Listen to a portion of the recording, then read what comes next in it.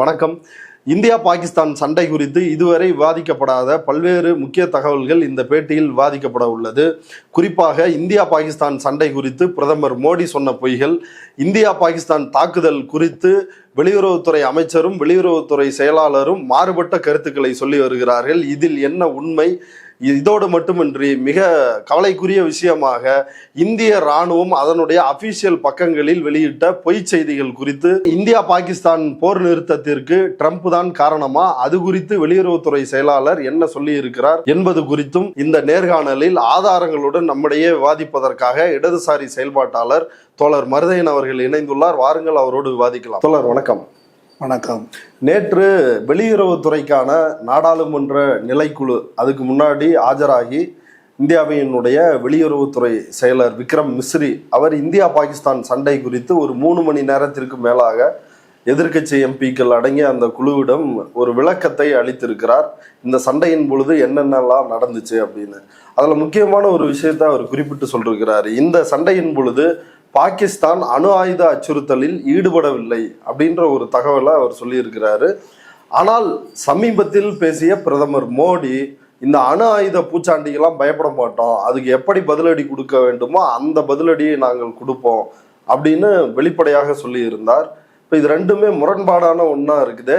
செயலர் சொல்றது உண்மையா இல்லை மோடிஜி சொல்றது உண்மையா? ஒரு கவுண்டமணி ஜோக்கோட ஆரம்பிக்கலாமா? கொஞ்சம் நல்லா என் நெத்தியை பாரு, இதில் இழிச்சவாயன்னு எழுதியிருக்கா அப்படின்னு ஒரு காமெடி பார்த்துருக்கீங்களா? அந்த மாதிரி தான் இருக்குது இது. நியூக்ளியர் பிளாக்மெயிலுக்கு நாங்கள் அஞ்ச மாட்டோம் அப்படின்னு சவடாலாக பேசினார். இப்போ விக்ரம் மிஸ்ரி என்ன சொல்கிறாரு? பாகிஸ்தான் அது மாதிரிலாம் பிளாக்மெயில் பண்ணலை அப்படின்றாரு. இப்போ இந்த போனாங்களே இந்த ஸ்டாண்டிங் கமிட்டியா, ஏயா உங்கள் பிரதமர் அது மாதிரி பேசினார், நீ அதுக்கு நேர் எதிராக பேசுறிய, இதில் எதிராக உண்மைன்னு கேட்கணுமா இல்லையா? கேட்ட மாதிரி ஒன்றும் தெரியலையே. இன்னைக்கு இந்து தலைப்பு செய்தி வந்திருக்குது, ஃப்ரண்ட் பேஜ். இவங்க எதுவும் கேட்டதாக இல்லை. இது என்ன அப்படின்னு சொன்னாக்கா, ஒரு அணு ஆயுதம் 2 நாடும் அணு ஆயுதங்களை வச்சுருக்காங்க. 170 180 அணு ஆயுத ஏவுகணைகளை வச்சுருக்கிறாங்க. இதை வச்சுக்கிட்டு நமக்கு விளையாட்டு காட்டிகிட்டு இருக்கிறாங்க. ஏன்னா இவர் இதுக்கெல்லாம் பயப்பட மாட்டோன்றாரு. ஒரு விஷயத்தை பாருங்கள். இன்றைக்கி இன்னொரு செய்தி வந்திருக்குது பத்திரிகையில். ஒரு முந்தா நாள் ஆர்மி ஆப்ரேஷன் சிந்தூர் பற்றி வீடியோ ரிலீஸ் பண்ணது நேற்று NDTVயில். அதில் என்ன வருதுன்னாக்கா,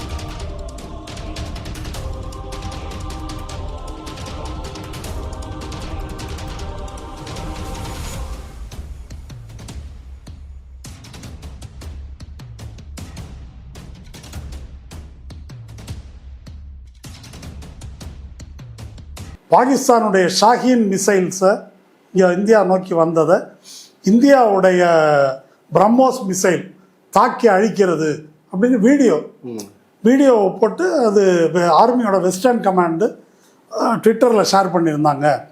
இது போட்ட உடனே நாங்கள் ஷாஹீன் மிசைலே உடலையே அப்படின்னு பாகிஸ்தான்காரன் மறுப்பு தெரிவித்து அறிக்கை விடுறாங்க. Big news coming in. Pakistan denies firing the Shaheen missile at India.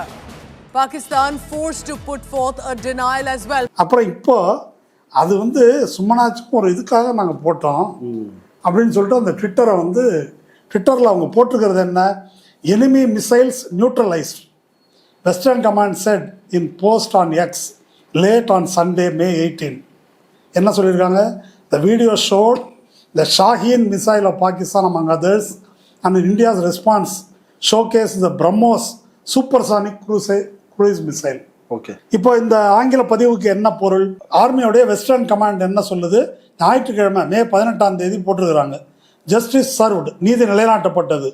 அதில் வந்து ஷாஹின் மிசைலை வந்து அவங்க அனுப்புனாங்க. நம்முடைய பிரம்மாஸ் சூப்பர்சானிக் குரூயிஸ் மிசைலை வச்சு அதை வீழ்த்தி விட்டோம் அப்படின்னு போட்டு படம் போட்டிருக்குது. இது பத்தாதுன்னு வீடியோ போட்டு அது வந்து NDTVயில் ஒளிபரப்பும் ஆயிருக்குது, இராணுவம் வெளியிட்ட வீடியோன்னு. ஓகே. இது இந்திய ராணுவத்தின் அதிகாரப்பூர்வ பக்கத்தில் வெஸ்டர்ன் கமாண்டோடைய அதிகாரப்பூர்வ பக்கத்தில் அவன் வந்து உடனே மறுப்பு செய்தி வெளியிடுறான், நாங்கள் ஷாஹின் மிசைல்லாம் விடவே இல்லை. ஷாஹின் மிசைல் என்பது என்ன அப்படின்னா, அது நியூக்ளியர் கேப்பபிள் மிசைல், அதாவது அணு ஆயுதத்தை கொண்டு, எல்லா மிசைல்லையும் அணு ஆயுதத்தை வந்து அனுப்ப முடியாது, அப்படி ஒரு கெப்பாசிட்டி உள்ள மிசைல். இப்போ ஷாஹின் மிசைல் வருதுன்னாக்கா அதில் அணு ஆயுதம் இருக்கா, ஏதாவது வெங்காயம் இருக்கான்னு யாருக்கும் தெரியாது. ஷாஹின் மிசைல் வருதுனாலே பிரச்சனை தான் அப்படின்ற மாதிரி. இந்த UPSCக்குன்னு ஒருத்தன் ஒரு சேனல் வச்சுருக்கிறான், அவன் வந்து நியூக்ளியர் கேப்பபிள் மிசைல் இந்தியாவை நோக்கி ஏவப்பட்டதுன்னு போட்டான். இப்போ இதெல்லாம் என்ன விளையாட்டு காட்டுறாங்களா என்னன்னு எனக்கு தெரியல. ஏன் நீக்கிட்டாங்க? ஏன் நீக்கினாங்க இந்தியா? பரவாயில்ல, ராணுவம் நீக்கிடுச்சு. மோடி என்ன செஞ்சாரு? மோடி வந்து நியூக்ளியர் பிளாக்மெயிலுக்கு பயப்பட மாட்டோம்னாரு. நாங்கள் ஒன்றுமே சொல்லலையான்னு. இப்போ ராணுவம் வந்து ஒரு அப்பட்டமா பொய் செய்தி, ராணுவம் பொய் சொல்லுகிறது, பிரதமர் பொய் சொல்லுகிறார். ஒரு பதிவை போட்டுட்டு டெலீட் பண்ணிட்டு இந்த மாதிரி அது ஒன்றும் இல்லை அப்படின்னு சொன்னாக்கா, இது என்ன எச்ராஜா வந்து என்னுடைய அட்மின் போட்டாரு அப்படின்ற மாதிரி இருக்குது இது. இப்போ எனக்கு என்ன கேள்வின்னா, பிஜேபிக்காரன் வழக்கமாக இந்த சீப்பான கேவலமான வேலையை நாடு பூரா செஞ்சுட்டு இருக்கிறாங்க. அந்த வேலை இராணுவத்துக்குள்ளேயும் நடக்குதுன்னா, இராணுவத்தில் பிஜேபி IT செல் ஆரம்பிச்சிருக்கிறீங்களா, இல்லை இராணுவத்துக்குள்ளே RSS ஊடுருவி இருக்குதா? இதுக்கு என்ன விசாரணை, என்ன தண்டனை, என்ன முடிவுன்னு தெரியணும். இப்போ இராணுவம் இதை நீக்கிடுச்சு. மோடி பேசுனது இன்னும் அப்படியே தான் இருக்குது இல்லையா? இந்த எது நியூக்ளியர் பிளாக்மெயிலுக்கெல்லாம் பயப்பட மாட்டோம், மிஸ்ரி சொல்கிறாரு அப்படி பிளாக்மெயில் பண்ணலைன்னு. இது வெக்கமாக இல்லை? இவங்கெல்லாம் மனுஷனா? இவங்கெல்லாம் பதவியில் எதுக்கு இருக்கிறாங்கன்னு தெரியல. இந்த எதிர்கட்சி இங்கேருந்து போனவங்களாவது என்னையா பிரதமர் அப்படி சொன்னா, இராணுவத்தில் இப்படி போட்டிருக்கிறாங்க, நீ இப்படி சொல்கிற, எதை நாங்கள் நம்புறதுன்னு கேட்கணுமா இல்லையா? கேட்கணுமா இல்லையா? கண்டிப்பாக. இப்போ என்ன சொல்கிறாங்க, விக்ரம் மிஸ்ரி சொல்கிறத தான் நம்பணும் அப்படின்னாக்கா அந்த ஆள் பிரதமரை ராஜினாமா பண்ணணும். இராணுவத்துக்கு இதில் யார் பொறுப்போ அவன் மேலே ஒழுங்கு நடவடிக்கை எடுக்கணும். அதாவது அணு ஆயுதம் என்பது விளையாட்டு அல்ல. இப்போ இந்தியா பாகிஸ்தான் போர்னால் எல்லாருமே பயப்படுறதுக்கு என்ன காரணம்னா, ரெண்டுமே வந்து அது இவர் சொன்னார் முன்ன, கிளின்டன் கார்கில் போகும்போது 98 உலகத்திலேயே ரொம்ப அபாயகரமான பகுதி இந்த இடம் தான் சொன்னார். ஏன்னா இப்படி நேருக்கு நேர் 2 அணு ஆயுத நாடுகள் வந்து அப்படி முட்டிட்டு நிற்கிறது, அதுவும் பகை நாடுகளாக இருக்கிறது தெற்காசியாவில் இந்த பகுதி தான். இதில் ஒரு தவறான செய்தி அப்படின்னு வந்தாலும் அதனுடைய விளைவு விபரீதமாக இருக்கும். இதுக்கு வரலாற்றில் ஒரு எடுத்துக்காட்டு இருக்குது. கோல்டு வார் பீரியடில், பனிப்போர் காலத்தில் அமெரிக்காவும் ரஷ்யாவும் இந்த மாதிரி தான் ஏவுகணைகளை ஒருத்தர் பார்த்து வச்சுருந்தாங்க. 2 பேரும் 24/7 ஒரு ஆளை போட்டு அங்கேருந்து ஏதாவது ஒன்று நடக்குதான்னு பார்க்குறதுக்கு உட்காந்துருப்பாங்க. அப்படி ரஷ்யா தரப்பில் வந்து பெட்ரோவ்னு ஒரு அதிகாரி, ஒரு லெப்டினன்ட் கர்னல், அவர் உட்காந்துருக்காரு. அவருக்கு திடீர்னு ஸ்க்ரீனில் அன்னைக்கு இருந்த டெக்னாலஜி அடிப்படையில் ஸ்க்ரீனில் 5 ஏவுகணைகள் ரஷ்யாவை நோக்கி அணு ஆயுத ஏவுகணைகள் வர்ற மாதிரி வந்து தெரியுது. தெரிஞ்ச உடனே அவர் என்ன செய்யணும்னாக்கா, உடனே தலைமையகத்துக்கு செய்தி கொடுத்தாக்க, உடனே தலைமையகம் என்ன செய்யும், ரஷ்யாவிலிருந்து அமெரிக்காவை நோக்கி அணு ஆயுத ஏவுகணைகளை ஏவி விடும். இவர் பார்த்துட்டு ஒரு செகண்ட் யோசிக்கிறாரு, இது உண்மையா பொய்யா? நம்ம பாட்டு சொல்லிட்டோம்னா உலகம் முடிஞ்சது. 2 பேரும் மாற்றி மாற்றி போட்டாங்கன்னா கதை முடிஞ்சது. என்ன சொல்லுவாங்க, உலகத்தை ஒரு 20-30 வாட்டி அழிக்கிற அளவுக்கு 2 பேர்ட்டையும் அணு ஆயுத ஏவுகணைகள் இருக்குது. அப்போ இவர் யோசித்து பார்த்துட்டு என்ன செய்கிறாரு, அப்படி ஏவுகணை அனுப்புனாக்கா 5-6 அனுப்ப மாட்டாங்க, எண்ணிக்கையில் அதிகமாக தான் அது வரணும், அதனால் இது உண்மையாக இருக்காது அப்படின்னு முடிவு பண்ணி சும்மா இருந்துடுறாரு. அதுக்கப்புறம் செக் பண்ணி பார்த்தபோது மேகங்களில் சூரிய ஒளி பட்டு வந்த தோற்றம் இருக்கு இல்லையா, அது வந்து தப்பான ஒரு சிக்னலை அவருக்கு கொடுத்துருக்குன்னு தெரிய வந்தது. இப்படி ஒரு மேட்ரு 1983 நடந்திருக்குது. இது யாருக்கும் உலகத்துக்கு தெரியாது. பின்னால் சோவியத் ரஷ்யா உடைந்த பிறகு தான் ஆர்கைவ்ஸ்லேருந்து இந்த விஷயத்தை வெளியே விடுறாங்க. விட்ட பிறகு அவருக்கு சமாதான பரிசெல்லாம் கொடுக்குறாங்க, உலகத்தை காப்பாற்றிய மனிதர் அப்படின்னு பெட்ரோவ். இப்போ இவங்க பண்ணுற வேலையை அதோடு நீங்கள் ஒப்பிட்டு பாருங்கள். போட்டு ஏதோ என்ன தீபாவளி ராக்கெட்டை விடுறாங்க. அப்போது இந்த மாதிரி வந்து ஒரு பிரதமர் பேசுகிறார், ஒரு இராணுவம் இப்படிப்பட்ட செய்திகளை வந்து பண்ணுது அப்படின்னு சொன்னால், ஒரு போர் பற்றி, போர்னா பயங்கரமானது, தேசபக்தி எல்லாரும். இதில் ஒரு துணை கேள்வி என்னன்னா, ராணுவத்தை தன்னுடைய கேடான நோக்கத்திற்கு மோடி பயன்படுத்துகிறார். சந்தேகமே இல்லாமல் மோடி எல்லா நிறுவனங்களையும் இடியை பயன்படுத்துகிறாரு, எல்லாருக்கும் நமக்கு தெரியும். சிபிஐயை பயன்படுத்துகிறாரு, அது நமக்கு தெரியும். எலெக்ஷன் கமிஷனை பயன்படுத்துகிறாரு, அது நமக்கு தெரியும். கோர்ட்டை பயன்படுத்துகிறாரு, அது நமக்கு தெரியும். இப்போ அந்த லிஸ்ட்டில் ஜனாதிபதியை பயன்படுத்துகிறாரு, அது நமக்கு தெரியும். இராணுவத்தை பயன்படுத்துகிறார் அப்படின்றது இப்போ தெரிய வந்திருக்குது. அப்போ இராணுவம் உண்மையிலேயே ஒரு இண்டிபெண்ட்டான ஒரு அமைப்பு அப்படின்னு சொன்னாக்கா, இந்த மாதிரி எங்கள் பெயரில் தவறான செய்திகள் பரப்பப்படுவதை நாங்கள் ஏற்கவில்லை, இது தப்பு அப்படின்னு அவங்க சொல்லணும். பாகிஸ்தான் இராணுவத்தை பற்றி நம்ம ஒன்று சொல்கிறோம். ஜெனரல் முனீர், அவன் ஒரு ஜிகாதி, ஃபண்டமெண்டலிஸ்ட்டு. பாகிஸ்தான் இராணுவத்தில் மத அடிப்படைவாதிகள் ஊடுருவியிருக்காங்க. அந்த நாட்டின் அரசின் கட்டுப்பாட்டிலேயே அந்த இராணுவம் இல்லை. இந்தியா பொறுத்த வரைக்கும் அப்படி கிடையாது. தேர்ந்தெடுக்கப்பட்ட அரசின் கட்டுப்பாடு இல்லாமல் சொல்லாமல் அந்த இராணுவம் எதையும் செய்யாது. அப்படி தான் நம்ம சொல்கிறோம். ஆமாம், அது உண்மை தான். இது வரைக்கும் உண்மைன்னு நினச்சிட்டு இருந்தோம். இப்போ எப்படி இருக்குது? இப்போ இங்கேயும் அது மாதிரி ஊடுருவி இருக்காங்களா இவங்க? அங்கே ஜிகாதின்னா இங்கே ஆர்எஸ்எஸ் ஊடுருவி இருக்காங்களா என்ற கேள்வி எழுகிறது. மிக மோசமான, மிக இழிவான ஒரு விஷயம். இதை முதல் பக்கத்தில் போட்டிருக்கக்கூடிய பத்திரிகைகள் இருக்கல, இப்போ ஹிந்து போட்டிருக்கிறாங்க. இதை போட்டிருக்கும்போது பக்கத்திலேயே ஒரு தலையங்கம் எழுதியிருக்கணும். பிரதமர் இப்படி பச்சையாக பொய் சொல்லியிருக்கிறாரே, இவரெல்லாம் பிரதமரா, இவரை நம்பி நாடு நிம்மதியாக இருக்க முடியுமா என்ற கேள்வியை ஊடகங்கள் எழுப்பியிருக்க வேண்டும். எதிர்கட்சிகளே எழுப்பாத போது அவங்க எங்கே எழுப்புறது? நடக்கலை.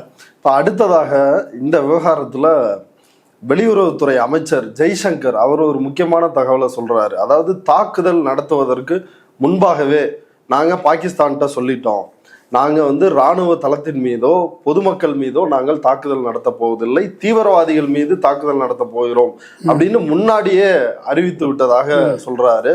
இப்போ ராகுல் காந்தி இதை ஒரு குற்றம், இது ஒரு துரோகம் அப்படின்னு அதை விமர்சிக்கிறாரு. அது மட்டும் இல்லாமல் இப்படி நீங்க முன்னாடியே இன்ஃபார்ம் பண்ணதுனால எந்த அளவுக்கு நம்முடைய விமானங்கள், மிசைல்ஸ் விமானங்கள் எந்த அளவுக்கு இதுல பாதிப்படைந்திருக்கிறது, அந்த பட்டியலை வெளியிடுங்க அப்படின்னு சொல்லி கேட்கிறாரு. இப்ப இதுல இந்த மையமான விஷயமா, முன்னாடியே தாக்குதல் நடந்து நாங்க தகவல் சொல்லிட்டோம்னு அமைச்சர் சொல்றாரு. ஆனா செயலர் என்ன சொல்றாருன்னா, நாங்க முன்னாடியே சொல்லல அப்படின்னு அதை முற்றாக மறுத்திருக்கிறார். இது பற்றி நீங்க என்ன நினைக்கிறீங்க? இப்போ முதல்ல பிரதமரை மறுத்துட்டாரு. இப்போ வெளியுறவுத்துறை அமைச்சர் பேசினதை இப்போ வெளியுறவுத்துறை செயலாளர் மறுக்கிறார். வெளியுறவுத்துறை அமைச்சர் ஜெய்சங்கர் என்ன பேசினாரு? அதாவது பாகிஸ்தானுக்கு at the start of our attack we have informed. At the start of our அட்டாக்னா என்னங்க அர்த்தம்? தாக்குதல் தொடங்கும் போது இன்ஃபார்ம் பண்ணிட்டோம். நீங்கள் சொன்ன மாதிரி நாங்கள் இராணுவ நிலைகள் எதையும் தாக்கல, பயங்கரவாதத்தை தான் தாக்குறோம் அப்படின்னு சொல்லி நாங்கள் இன்ஃபார்ம் பண்ணிட்டோம். அதனால் பதில் தாக்குதல் தொடுக்காதீங்கன்னு நம்ம சொன்னால் அவங்க கேட்கல அப்படின்னு அவர் சொல்கிறாரு. இப்போ விக்ரம் மிஸ்ரி என்ன சொல்கிறாரு அப்படின்னு சொன்னாக்கா, இல்லை அப்படி கிடையாது, ராகுல் காந்தி சொல்கிறது தப்பு, அப்படி சொல்லவே இல்லை, பாகிஸ்தானுக்கு எச்சரிக்கையாக கொடுக்கவில்லை அப்படின்னு அவர் சொல்லலை. ஏன்னா கொடுத்தேன்னு யார் சொல்லியிருக்காங்க? ஜெய்சங்கர் சொல்லியிருக்காரு. இப்போ இவர் என்ன சொல்கிறாருன்னாக்கா, எப்போ சொன்னோன்னாக்கா only after the first strike, அடிக்கும்போது சொல்லலை, முதல் அடித்த உடனே சொல்லிட்டோம். இது ரெண்டுக்கும் எவ்வளோ கேப் இருக்குன்னு நீங்கள் நினைக்கிறீங்க? எவ்வளவு? ஒரு 2 நிமிஷம், 3 நிமிஷம், 5 நிமிஷம். மொத்த தாக்குதல 24 நிமிஷம் தான். அவ்வளோதான். அப்போ முதல்ல பட்டனை அழுத்திட்டு சொன்னோம் அப்படின்னு விக்ரம் மிஸ்ரி சொல்கிறாரு. அழுத்தும் போதே சொல்லிட்டோன்னு ஜெய்சங்கர் சொல்லியிருக்காரு. இந்த கேலி கூத்துக்கு என்ன பொருள்? ராகுல் காந்தி கரெக்டாக கேள்வி கேட்டிருக்காரு. நீங்கள் ராகுல் காந்தி சொன்னதை விட்டுருங்க, அவருக்கு அரசியல் உள்நோக்கம் இருக்குது அப்படின்னு அவரை சாடுறாங்க. மற்ற கட்சியெல்லாம் நைஸாக ஒதுக்கிக்கிட்டாங்க. ராகுல் காந்தி ஒத்த ஆளாக தான் இப்போ கத்திட்டு இருக்காரு. பிரவீன் சுவாமின்னு ஒரு டிஃபென்ஸ் எக்ஸ்பர்ட், என்ன அவர் இன்னைக்கு இந்த இதில் பிரிண்ட்னு ஒரு இணையதளம், அந்த இணையதளத்தில் அவர் எழுதியிருக்கிறார். என்ன சொல்கிறாரு? 2 ஃபைட்டர் ஜெட்டு, ஒரு 3க்கு மேற்பட்ட விமானங்கள் இது பாதிக்கப்பட்டிருக்குது அப்படின்னு எல்லாரும் சொல்கிறாங்க. அடுத்த வரி, forewarned by India that it would strike at terrorism related targets alone. பயங்கரவாத இலக்குகளை மட்டும்தான் தாக்குவோம் என்று இந்தியாவால் முன்னெச்சரிக்கை செய்யப்பட்ட நிலையில் அப்படின்னு சொல்லிட்டு, French analyst Fabrice Wolf has suggested the Pakistan Air Force responded by using long-range missiles to target aircraft that remained on the Indian side of the border. இப்படி சொன்னதன் விளைவாக லாங் ரேஞ்ச் மிசைல்ஸை வச்சு இந்திய எல்லைக்குள் இருந்த இந்திய விமானங்களை குறிவைத்து பாகிஸ்தான் தாக்கியதென்று பிரெஞ்சு இராணுவ ஆய்வாளர் ஃபேப்ரிஸ் உல்ஃப் கூறுகிறார் அப்படின்னு பிரவீன் சுவாமி எழுதியிருக்கார். த பிரிண்ட் இணையதளத்தில் யார் வேணால் போய் படிங்க. இதுக்கு பேர் என்ன? இதைத்தான் ராகுல் காந்தி சொல்கிறார். நீ சொன்னதன் விளைவாகத்தான் இது நடந்திருக்குது அப்படின்னு அவர் சொல்கிறாரு. இதுக்கு பதில் சொல்லணுமா இல்லையா? தேச துரோகன்றாங்களே, ராகுல் காந்தி கேட்பது தேச துரோகம். அவர் நீ உளவாளின்னு சொல்கிறாரு. இந்த வேலைக்கு பேர் உளவாளி வேலை அப்படின்னு சொல்கிறாரு. இப்போ இந்த கேள்விக்கு என்ன பதில்? இப்போ 2 பேர் சொன்னதும் ஜெய்சங்கர் சொன்னது பொது வெளியில் இருக்குது. ஆமாம், at the start of the அட்டாக்னு அவர் சொல்கிறாரு. இவர் ஃபர்ஸ்ட் அட்டாக் நடந்த உடனே அப்படின்னு சொல்கிறாரு. இது சமாளிப்பு.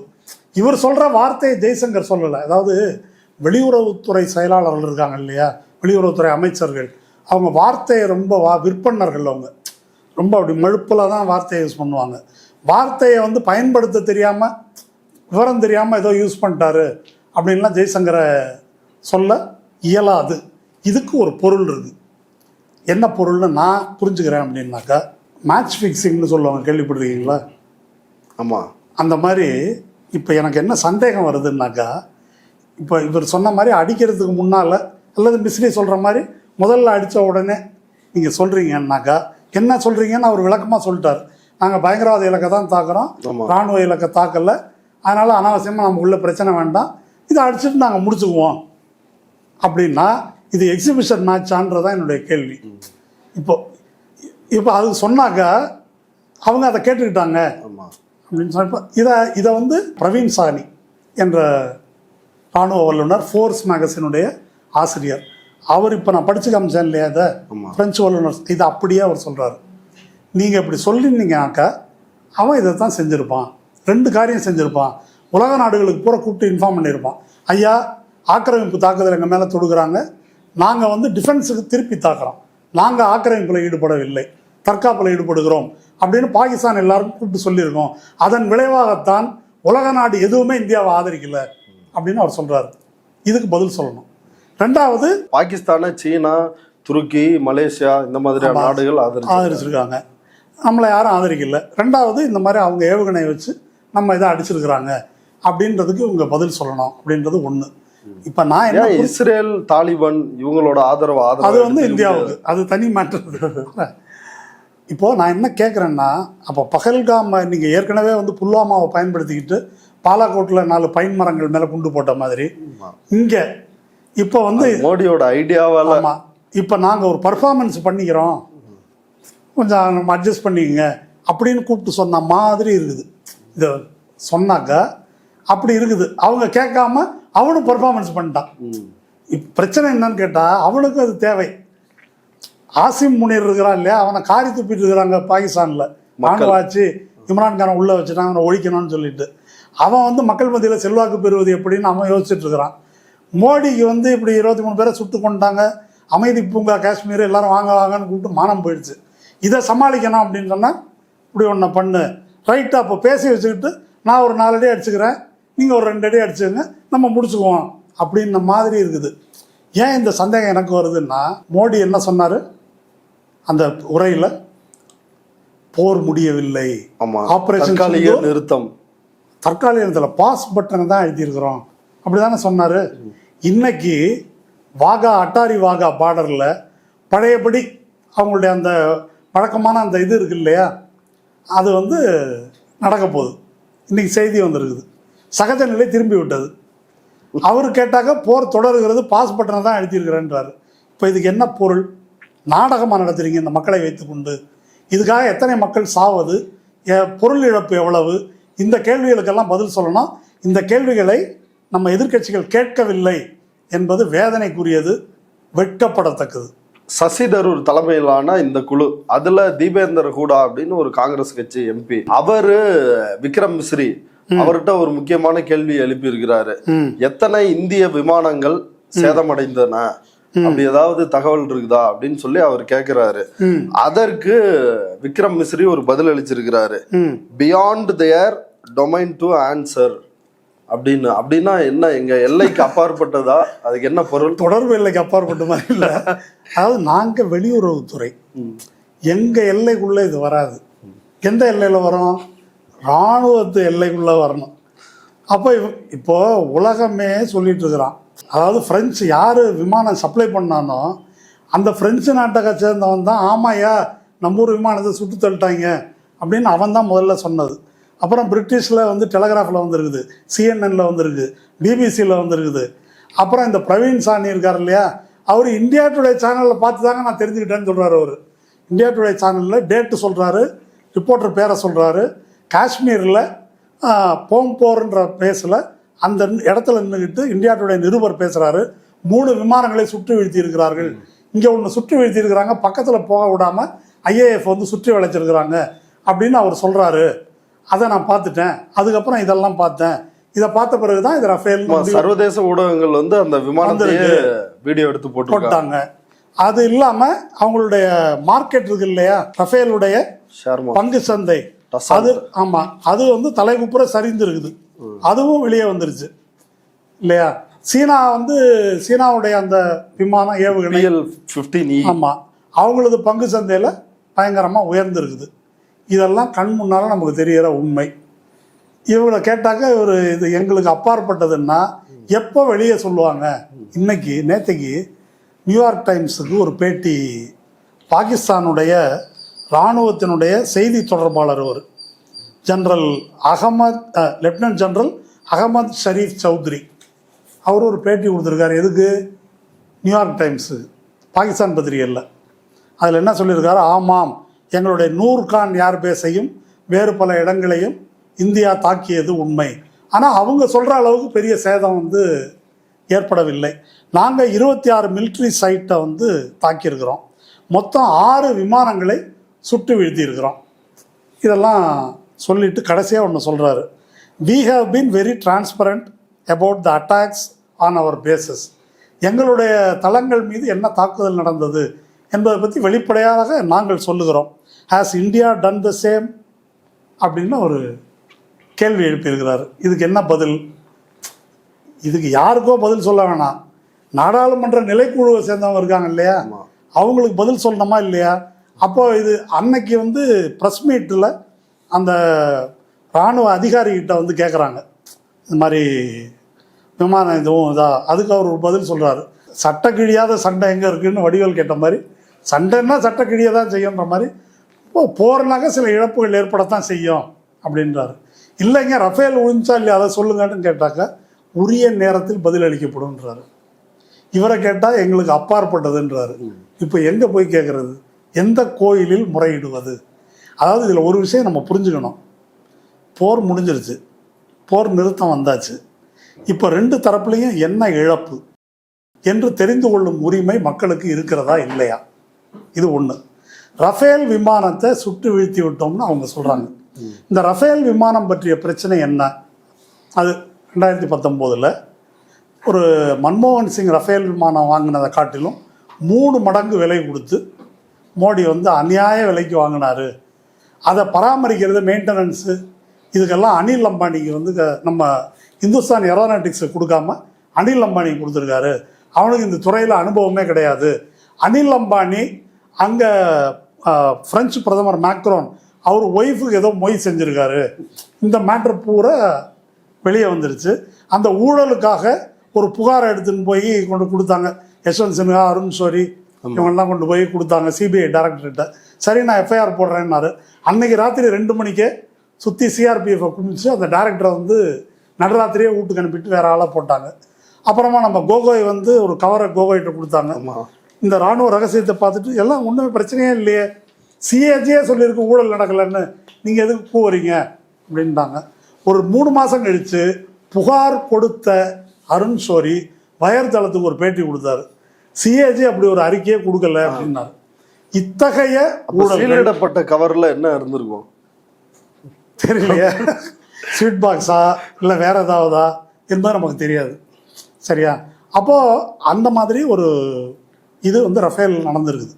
இப்போ ரஃபேல் விமானம் சுட்டு வீழ்த்தப்பட்டிருக்கு அப்படின்னு சொன்னால் எனக்கு என்னன்னாக்கா, ரஃபேல் வந்து இப்போ தான் ஒரு 5.5 ஜெனரேஷனா 4.5 ஜெனரேஷனா ஏர்கிராஃப்ட்டு, அதை யாராலையும் ஒன்றும் பண்ண முடியாது என்றெல்லாம் சொல்லுகிறார்கள். அதற்கு இவ்வளோ விலை கொடுத்து வாங்கியிருக்கிறீங்க. இது ஊற்றிக்கிச்சே இப்போ. இது வடிவேல் சொன்ன மாதிரி நவீன மூட்டைப்பூச்சி நெசுக்கும் எந்திரமாக இது காசு இப்படி போயிருக்குதே என்று கேள்வி கேட்குற உரிமை நமக்கு உண்டா கிடையாதா அப்படின்றது முதல் பாயிண்ட்டு. இது இந்தியாவின் பாதுகாப்பு தொடர்பானதா இல்லையா? இப்படி ஒரு விமானத்தை வச்சுக்கிட்டு நம்ம என்ன பண்ண போகிறோம்? இந்த கேள்விகளுக்கு பதில் சொல்லணும். இல்லை இதை ஃப்ரான்ஸுக்காரன்ட்ட கேட்டால் அவன் பதிலுக்கு வேறு ஏதாவது அசௌரியமான கேள்விகளை கேட்கக்கூடும். எலக்ட்ரல் பாண்டு மேட்ரு மாதிரி ஏதாவது மேட்ரு இருந்து இதை எதுக்கு இப்போ கேட்டு பிரச்சனையாகும் என்பதனால் இதை மறைக்கிறார்களா என்ற இத்தனை கேள்விகளுக்கும் அவர்கள் பதில் சொல்ல வேண்டும். இதெல்லாம் பியாண்ட் அவர் ஏரியா டொமைன் அப்படின்லாம் பதில் சொல்ல முடியாது. ஓகே, இந்த நிலைக்குழுவில் அபிஷேக் பானர்ஜி திரிணாமுல் காங்கிரசினுடைய எம்பி, அவர் ஒரு முக்கியமான விஷயத்தை கேள்வி எழுப்பி இருக்கிறார். இந்த 4 பேர் பகல்காம்ல தாக்குதல் நடத்திய இந்த தீவிரவாதிகள் அவங்க என்ன கண்டுபிடிச்சிட்டீங்களா, அவங்களுடைய நிலைமை என்ன அப்படின்ற ஒரு கேள்வி எழுப்பி இருக்கிறாரு. அதுக்கு Vikram Misri no reply. No immediate reply. Immediate reply வேணாம், கொஞ்சம் லேட்டாக பதில் சொன்னாங்களா, இது வரைக்கும் கிடைக்கல. இப்போ எனக்கு ஒரு கேள்வி இருக்குது. இதுலேயே ஒன்று சொல்லியிருக்காங்க, பின்னால் இவர் கேட்டிருக்காரு, நம்ம சிபிஎம் ஜான் பிரிட்டாஸ், எதுக்கு போர் நிறுத்தத்தை ட்ரம்ப் அறிவித்தார் உங்களுக்கு பதிலாக அப்படின்ன போது அதுக்கு ஒரு பதில் சொல்லியிருக்காரு பாருங்க. நம்ம ட்ரம்ப்புக்கு அவரை கன்சல்ட் பண்ணவும் இல்லை, அதுக்கு ஒரு வார்த்தை அழகாக சொல்லியிருக்காரு, நெய்தர்.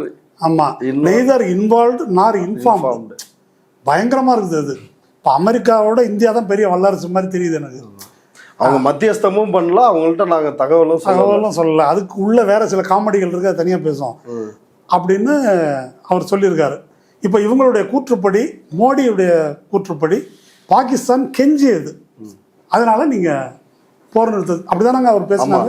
கரெக்ட் தானே நான் சொல்றது? ஆமா, ராணுவ அதிகாரி டிஜிஓ ஃபோன் பண்ணி டிஜிஎம்ஓ கெஞ்சினாங்க, அதனால நாங்கள் போர் நிறுத்தத்துக்கு ஒத்துக்கிட்டோம். அப்படி கெஞ்சற அளவுக்கு மண்டியிடக்கூடிய அளவுக்கு அடிச்சு தரமட்டமாயிட்டீங்கன்றது ஒரு இந்தியன்ற முறையில் நான் பெருமைப்படுறேன். இப்போ என்னுடைய கேள்வி என்ன அப்படின்னு கேட்டால், சரி ரைட்டு, நடந்து போச்சு, அந்த 4 பேரை ஹேண்ட் ஓவர் பண்ணு, அப்போதான் போரை நிறுத்த முடியும் அப்படின்னு சொன்னால் என்னன்றதான் என் கேள்வி. அந்த 4 பேர் தான் பண்ணாங்க, அதுக்கு எங்கள்கிட்ட ஆதாரம் இருக்குது. சரி, ஆதாரத்தை கொடுங்க, நடுநிலை விசாரணை நடக்கட்டும், அதெல்லாம் கொஞ்சம் வேலைக்கு ஆகாது. இது மாதிரி தான் பல வாட்டி பேசியிருக்கிறீங்க, அதெல்லாம் ஒத்து வராதுன்னு தான் அடிக்கிறாங்க. நியாயமாக நீ பேசியெல்லாம் செட்டில் பண்ண முடியாது அப்படின்னு அதெல்லாம் கையில் வச்சுருக்கிறீங்க, போட்ட வரைக்கும் வச்சுருக்கிறீங்க நீங்கள்.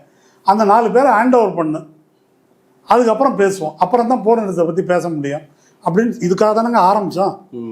நீதி வேணும்னாக்கா அத்தனை பேரை அதாவது புதிதாக திருமணமான ஒரு தேன்நிலவுக்கு சென்ற தம்பதியர் உள்பட இந்த பெண்களை எல்லாம் விதவையாக்கிய அந்த கொலைகாரர்களை எங்கள் கையில் ஒப்படை அப்படின்னு கேட்டால் தானே நீதி வழங்கப்பட்டதாக ஆகும். அதை கேட்காம சீஸ்ஃபயருக்கு எதுக்கு ஒத்துக்கிட்டீங்க? ஒரு ஸ்ட்ரைக் பண்ணுறாங்க, இப்போ கூட சாம்சங்கில் செட்டில்மெண்ட் ஆகிருக்குது அன்னைக்கு அது அவன் போயிடுவான் அப்படி இப்படின்னாங்க, அந்த கதையை விடுங்க. இப்போ ஏதோ ஒரு பேச்சுவார்த்தை, இப்போ ஒரு வேலை நிறுத்தம் செஞ்சு ஒரு செட்டில்மெண்ட் வருதுன்னாக்கா, சரி 100 ரூபா கேட்டோம், 50 ரூபா கொடுத்தான், இதான் ஒன்று வேணும் இல்லை, ஒன்றுமே இல்லாமல் நாங்கள் செட்டில் பண்ணிக்கிட்டோம், அமைதியாக போகிறோம் அப்படின்னு சொன்னால், அப்போ ஒரு கேள்வி கேட்பாங்க தொழிற்சங்க தலைவரை, அப்போ பொட்டி வாங்கிட்டான்னு கேட்பாங்களா கேட்க மாட்டாங்களா தொழிலாளிகள்? அந்த மாதிரி பொட்டி வாங்கிட்டியான்னு நம்ம பாகிஸ்தான்கிட்ட மோடி பொட்டி வாங்கியிருக்க மாட்டார். அதெல்லாம் நேர்மையானவர், நான் அதெல்லாம் சந்தேகப்படல. ஆனால் எதுக்கு இப்போ ஆரம்பிச்சிங்க, எதுக்கு நிறுத்தினீங்க? இந்த கேள்விக்கு எனக்கு விடை வேணும். இப்போ இதை நீங்கள் அந்த எக்ஸிபிஷன் மேட்சோட பொருத்தி பாருங்கள். தீவிரவாத முகாமை தான் அடிக்கிறோம், ராணுவ நிலையை தாக்கலை, பேசாமல் இருந்தீங்கன்னா இதோட முடிச்சுக்கலாம் அப்படின்றது ஒரு பர்ஃபார்மன்ஸ். அப்போ எப்படி இருந்தாலும் நீங்கள் பர்ஃபார்மன்ஸ் தான் பண்ண போகிறீங்க, போர் நிறுத்தம்லாம் இல்லை. அவன் திருப்பி அடித்ததுனால வேறு வழி இல்லாமல் இது தொடர்ந்து இருக்குது. இப்போ 4 பேரை பிடிப்பதோ இதுக்கு ஒரு நீதியை நிலைநாட்டுவதோ உங்கள் நோக்கமாக இருந்ததா என்ற கேள்வி வருதா இல்லையா அதில்? அப்போ அந்த கேள்விக்கு அவர் பதிலே சொல்லலைன்னாக்கா அது என்னங்க பொருள்? இப்போது விமானத்தை கேட்டால் இது பியாண்ட் அவர் டொமைன், 4 பேர் எங்கன்னு கேட்டால் அது பியாண்ட் அவர் டொமைன், அப்புறம் எதுதான் அவர் டொமைனில் இருக்குதுன்னு ஒரு கேள்வி வருதா இல்லையா? ஆமாம். இப்போ அடுத்ததாக ஜான் பிரிட்டாஸ் சிபிஎம் எம்பி, அவர் ஒரு கேள்வியை விக்ரம் மிஸ்ரி கிட்ட கேட்டிருக்கிறாரு. இப்படி ட்ரம்ப் அடிக்கடி நான் தான் போற நிறுத்தி வச்சேன் 7 வாட்டி சொல்லி, ஆமா அப்படின்னு அப்படியா நான் தான் நிறுத்தினேன் அப்படின்னு அவர் சொல்றாரு. அது மட்டும் இல்லாம இந்தியாவும் பாகிஸ்தானும் அறிவிப்பதற்கு முன்னாடியே சீஸ்பயர் இந்த போர் நிறுத்தத்தை வந்து அவர் தான் வந்து அறிவிக்கிறாரு. இது எப்படி நடந்துச்சு அப்படின்னு வந்து கேள்வி எழுப்புறாரு. அதுக்குதான் வந்து நீங்க ஏற்கனவே குறிப்பிட்ட மாதிரி ஆமா ஆமா அப்படின்னு சொல்லி அவங்க அமெரிக்கா இன்வால்வ் ஆகவும் இல்ல, அமெரிக்காவுக்கு தகவலும் சொல்லல அப்படின்னு சொல்றாங்க. அப்புறம் ட்ரம்ப் என்னங்க பேசிட்டு இருந்தாரு, நீங்க எப்படி சொல்றீங்க அப்படின்றதுக்கு ஒரு பதில் சொல்லியிருக்காரு பாருங்க. அதுதான் சூப்பர் பதில். உக்ரைன் ரஷ்யா போர்ல மோடி பேசிட்டு இருந்தாரு இல்லையா, அந்த மாதிரி அவர் பேசிட்டு இருக்காரு அப்படின்னா அதுக்கு என்ன பொருள்னா ஒரு காமெடி பீஸ் மாதிரி. உக்ரைன் ரஷ்யா போர்ல பேச்சா ஆமா மோடியை பத்தி அப்படி சொல்லிட்டாரு. இப்ப கடைசியில் இப்போ உக்ரைன் ரஷ்யா போர்ல ஆனானப்பட்ட ட்ரம்ப்பே பேசி பேசி இது வரைக்கும் செட்டில்மெண்ட் ஆகல, இன்னும் பேசிட்டு இருக்காரு. மோடி வந்து நான் நிறுத்துறேன்னு சொல்லிட்டு இருந்தாரு அவரு. ஆமா, அவருக்கு அமைதிக்கான நோபல் பரிசு தர போறாங்கன்னு சங்கிகளே கிளப்பி விட்டானுங்க. சரி, அது ட்ரம்ப்பும் மோடியும் போட்டி போட்டிருப்பாங்க, அது விட்டுருங்க. அதை அவர் சிறந்த நண்பர்னு அவருக்கு விட்டு கொடுத்துட்டாரு. இப்போ இவர் மோடி பேசிட்டு இருந்தது எப்படி ஒரு கவைக்கு உதவாத பேச்சோ, அதுபோல் ட்ரம்ப் வந்து சைடில் உட்காந்து ஏதோ உளறிருக்காரு, அது சீரியஸாக எடுத்துக்காதீங்க அப்படின்னு அவர் சொல்கிறார். ஆனால் என்னுடைய கேள்வி என்னன்னா, இந்த பதில் இருக்கு இல்லையா, இது 7 வாட்டி ட்ரம்ப் சொல்லியிருக்காருல்ல. அப்போவே ஏங்க உங்கள்கிட்ட வந்தோமா, நாங்கள் உங்களை கேட்டோமா, நாங்கள் பேசிக்கிறோன்னு சொல்லிட்டோம்ல, நீங்கள் எதுக்கு திருப்பி திருப்பி சொல்லிட்டு இருக்கிறீங்க அப்படின்னு கேட்கலாமா கூடாதா? ஆமாம், அவங்க வந்து கங்கனா ரணாவத் அவங்க கட்சிக்குள்ள இருக்கிறாங்க, அவங்க ட்வீட்டை டெலிட் பண்ண சொல்லிட்டாங்க. அது என்ன மேட்டர்னு சொல்லுங்க. கங்கனா ரணாவத் என் தலைவன் மோடி. ஆமா, நீ வேணா ஆல்பா மேலா இருக்கலாம், ஆனா ஆல்பா மேலுக்கெல்லாம் அப்ப எங்க ஜி மோடி அப்படின்னாரு. ஆமா, என்ன நீ 2 தடவை தான் அதிபர், 3 தடவை வந்து எங்க ஜி வந்து அதிபர். ஆமா, நீ வந்து அமெரிக்க அதிபரா இருக்கலாம், உலக மக்களால் அதிகம் விரும்பப்படுகின்ற ஒரு பிரதமர் ஒரு தலைவர்னா அது எங்க மோடிஜி தான் அப்படின்னு போடுறாங்க. இது வந்து உண்மையிலே வந்து பாராட்டி கருத்துரிமையா இல்லையா? கண்டிப்பா ஒரு தேசபக்தியான ட்வீட் தானே இல்லையா? ஆமா, இப்ப அதை நட்டா எதுக்கு கூப்பிட்டு எடுக்க சொல்றாரு அதான் புரியல. கங்கனா ரணாவத்தை பத்தி 2 அபிப்பிராயம், இதுவும் புரியல. இன்னொன்னு அர்னாப் ஏன் வந்து இந்திய இறையாண்மையில் எப்படி ட்ரம்ப் தலைவர் யார் இந்த ட்ரம்ப் அப்படின்னாரு. ஆமா, வீடியோ போட்டு அவரும் ஏன் தூக்குனாருன்னு புரியல.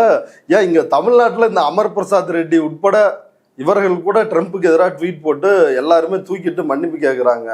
ஏன் இவ்வளவு பயம்? இல்லை நான் என்ன கேட்குறேன், இது பற்றி என்ன சொல்கிறதுன்னு எனக்கு தெரியல. இந்த சங்கிகளுக்கு ஏதாவது வெக்கமான சூடு சொரணன்னு ஏதாவது இருக்கான்னு எனக்கு தெரியல. இப்போது கங்கனா ரணாவத்துக்கு 2 குரூப்பாக பிரிச்சுக்கலாம். நம்மளை பொறுத்த வரைக்கும் அது ஒரு காமெடி பீஸு, அவங்கள பொறுத்த வரைக்கும் ஒரு ஹீரோயின். அவங்க அப்படி ஒரு ஆளை வந்து இப்படி பண்ணிட்டாங்களேன்னு கேட்கணும். இல்லை இது ஒரு காமெடி பீஸ் தானே, இதை விட்டுட்டு போகிறத விட்டு இதெல்லாம் ட்ரம்ப் சீரியஸாக எடுத்துக்க போகிறாரா? இது அதை கூட எடுக்கிற வேண்டிய அளவுக்கு என்ன பயம் உங்களுக்கு? அந்த அம்மாவும் பதிலுக்கு வந்து நட்டா கூப்பிட்டு சொன்னதுனாலதான் நான் டெலிட் பண்றேன், அசிங்கப்படுத்திட்டாங்க.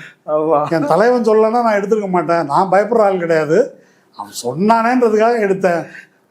இப்போ ட்ரம்பின் பால் இவர்கள் கொண்டிருக்கிற அச்சம் என்பது என்ன என்பதற்கு அர்னாப் கோஸ்வாமி, அமர் பிரசாத் ரெட்டி, அப்புறம் கங்கனா ரணாவத், இன்னும் எவ்வளோ லிஸ்ட் இருக்குன்னு எனக்கு தெரியல. நிறைய பெரிய லிஸ்ட். ஆமாம், ட்ரம்ப்புன்ற வார்த்தையே வரக்கூடாது, எல்லாத்தையும் எடு அப்படின்னு சொல்லியிருப்பாங்க. அது மாதிரி நம்ம விஜயகாந்த் சொன்ன மாதிரி தான், மன்னிப்புன்ற வார்த்தை எனக்கு பிடிக்காதுன்ற மாதிரி ட்ரம்ப்பை பற்றி ஒரு வார்த்தை எவனா பேசியிருந்தால் எடுத்துருங்க எல்லாரையும். அப்படிப்பட்ட அச்சம் உள்ளவர்கள் நெய்தர் இன்வால்வ்டு நார் இன்ஃபார்ம்டுன்றாங்க. நான் என்ன நினைக்கிறேன், தனியாக போய் அது சும்மா ஒரு இதுக்கு சொன்னதுங்க, நீங்கள் இதெல்லாம் போய் பெருசாக எடுத்துக்கிட்டு அப்படின்னு சைடில் மன்னிப்பு கேட்டிருப்பாங்கன்னு நினைக்கிறேன். அப்படியே முடிச்சுக்குவாங்க. இந்த நிலைக்குழு நாடாளுமன்ற நிலைக்குழுவின் தலைவராக காங்கிரஸ் எம்பி சசி தரூர் அவர் வந்து இருக்கிறாரு. அவர் என்னென்ன கேள்விகளை இதில் முன்வைத்தார் நீங்க பாத்தீங்களா? அவர் வந்து சூப்பரா பதில் சொன்னாரு, ரொம்ப திருப்தியா இருந்தது எல்லாருக்குமே. பயங்கர விக்ரம் மிஸ்ரி சொன்னது இப்ப இவ்வளவு நேரம் நம்ம பேசினதுல இந்த கருத்துக்கள் எல்லாமே சூப்பர்ன்றாரு அவரு. என்னவா இருக்கும் காங்கிரஸ்காரர்? இல்ல 2 விஷயம், அது ஒரு தனி பஞ்சாயத்து போகுது. கிரண் ரிஜிஜு வந்து கார்கேயும் ராகுல் காந்தியும் கூப்பிட்டு இது மாதிரி ஒரு டெலிகேஷன் அனுப்ப போகிறான், தூதுக்குழு. அந்த பிரச்சனை தனி பிரச்சனை. அது தூதுக்குழு அனுப்ப போகிறான், உங்கள் கட்சியில் இருந்து அனுப்புங்க. 4 பேர் கொடுத்துருக்குறாங்க. இதை இவங்கள்ட்ட கேட்டுட்டு இவங்க 4 பேரை கொடுத்துட்டு அவங்க தனியாக ஒரு பேனல் ரெடி பண்ணி காங்கிரஸில் சசி தரூர் இன்னும் 2-3 பேர் அவங்க பேரை வந்து போட்டு ரெடி பண்ணிட்டாங்க. இவங்க சொன்ன பேரில் ஆனந்த் சர்மான்னு ஒருத்தர், அவர் பேரை மட்டும் சேர்த்துட்டு மிச்சம் 3 பேரை வேற ஆளாக போட்டாங்க. அதை வந்து கேவலமான வேலை இது அப்படின்னு இவங்க கண்டித்து காங்கிரஸ் வந்து அறிக்கை விட்டுருக்குறாங்க. இருந்தாலும் இந்த சசி தரூர், இந்த மனிஷ் திவாரி இதெல்லாம் கட்டுப்படாத கேஸ், ஒன்றா கட்சியை விட்டு வெளியேற்றணும். அது மாதிரி அவங்க வந்து இங்கே ஒரு கால் அங்கே ஒரு கால் வச்சுருக்கிற ஆட்கள்னு வச்சுங்களேன், எப்பயும் தாவுவானுங்கன்ற மாதிரி ஆட்கள். அது அவங்க அந்த அம்மா திரிணாமுல் காங்கிரஸ் கட்சி மாதிரி கிடையாது அது. யூசுப் கான்னு ஒருத்தரை அவரை போட்டிருந்தாங்க, நீ போகக்கூடாதுன்ட்டாங்க அந்த அம்மா. எங்கள் கட்சியிலேருந்து யாரை அனுப்புறது நாங்கள் தான் முடிவு பண்ணோம், நீ எப்படி முடிவு பண்ணுவேன். இந்த சஞ்சய் ராவத்துன்னு சொல்லிட்டு சிவசேனா அவர் வந்து ஒரு இது போட்டிருக்காரு, இந்தியா கூட்டணி கட்சி யாரும் இதில் போகக்கூடாது அப்படின்னு அவர் போட்டிருக்கிறாரு.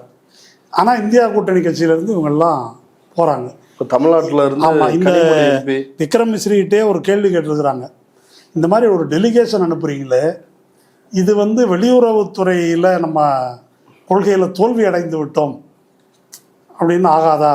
இன்னும் அப்படியெல்லாம் இல்லை, நம்ம கன்வின்ஸ் பண்ணுறதுக்காக அனுப்புகிறோம் அப்படின்னு அவர். அதுக்கு பேர் தானே தோல்வி. ஏங்க, மோடி வந்து எத்தனை நாட்டுக்கு போயிருக்காரு? மோடியை விட இவங்க பெரிய ஆளான்னு நான் கேட்குறேன். பாண்டே சொல்லிருக்காரு, பார்த்துருக்கீங்களா அந்த வீடியோ? மோடி வந்து குடியரசு தினம் சுதந்திர தினம் தான் இந்தியாவுக்கு வர்றாரு, மீதி நேரமெல்லாம் சுற்றிக்கிட்டே இருக்காருன்னு அவரை விமர்சிக்கிறாங்க.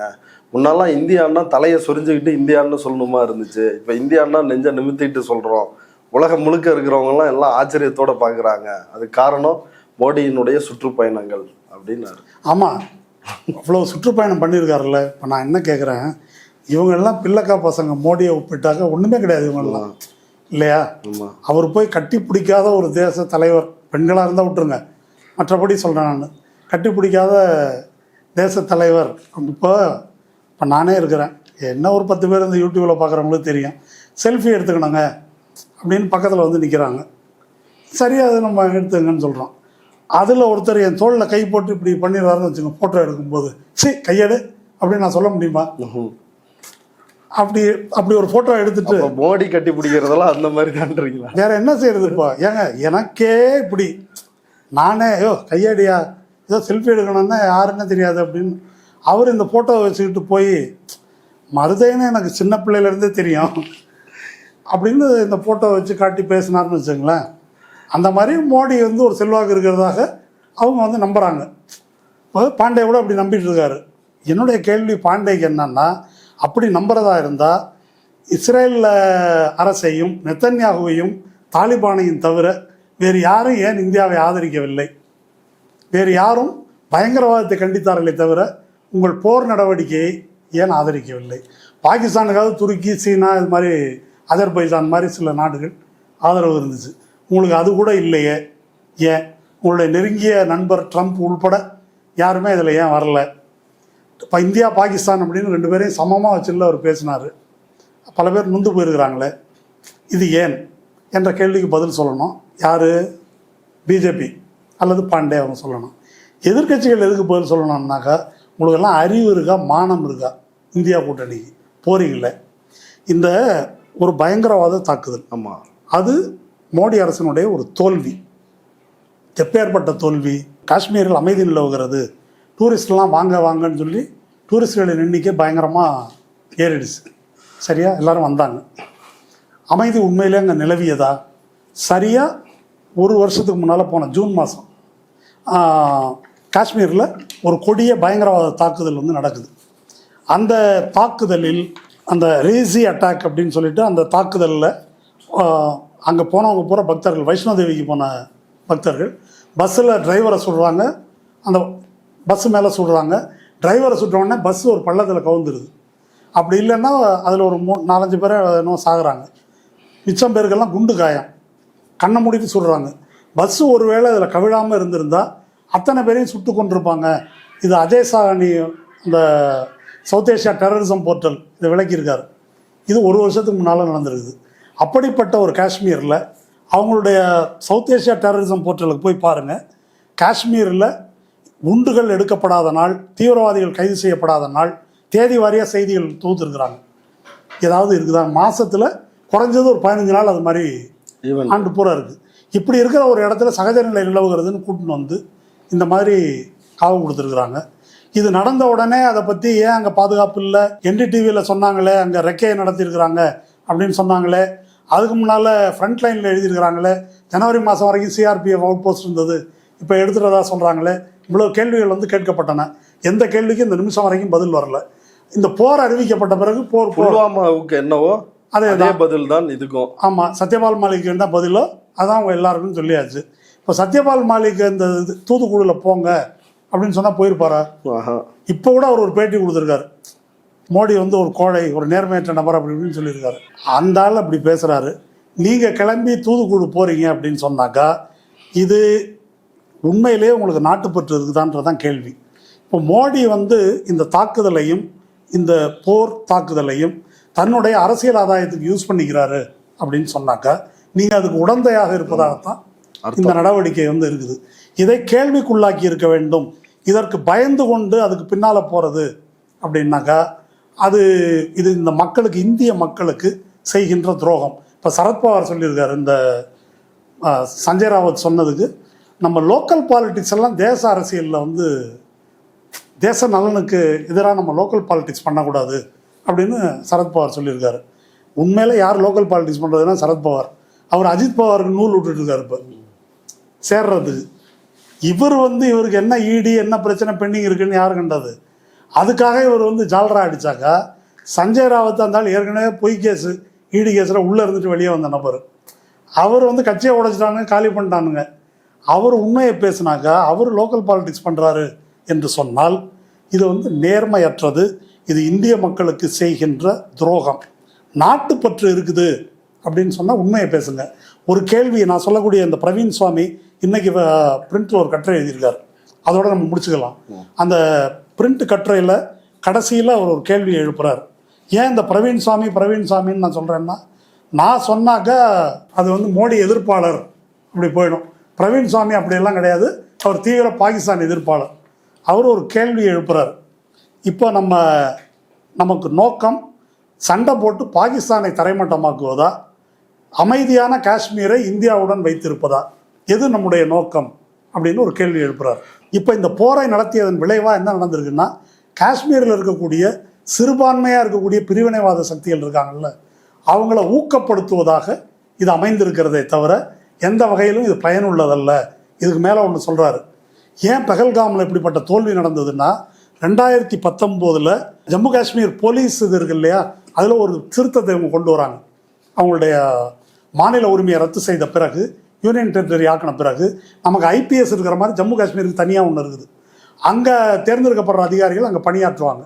அவங்கள அங்கேருந்து தூக்கி வடகிழக்கு இந்திய மாநிலங்களில் போடுற மாதிரி ஒரு மாற்றம் செஞ்சுட்டு, பர்பஸ் என்ன அப்படின்னா காஷ்மீரிகளை நம்ப முடியாது அப்படின்னு ஒரு மாற்றத்தை கொண்டு வந்த பிறகு காஷ்மீரில் உள்ளூர் உளவுத்துறை தோல்வி அடைந்து விட்டது. இதை அவர் மட்டும் சொல்லலை, முன்னாள் தலைமை அலுவலர் AS துலத் அவர் வந்து பேட்டியில் சொல்கிறார், காஷ்மீரில் 3 கட்டமாக இருக்குது. எல்லையில் இராணுவம் ஊடுருவாமல் தடுக்குது, உள்ளூரில் வந்து CRPF பாதுகாக்குது, லோக்கல் இன்டெலிஜென்ஸ் வந்து போலீஸு, லோக்கல் இன்டெலிஜென்ஸ் ஃபெயில் ஆகிடுச்சு, உள்ளூர் மக்களை நாம் ஆன்டகனைஸ் செய்து கொண்டு அவர்கள் நம்பிக்கையை பெறாமல் காஷ்மீரில் அமைதியை நிலைநாட்ட முடியாது அப்படின்னு அவர் சொல்லியிருக்காரு. அதனால் காஷ்மீர் இந்தியாவுடன் இருக்க வேண்டும் என்பதுதான் நம்முடைய விருப்பம்.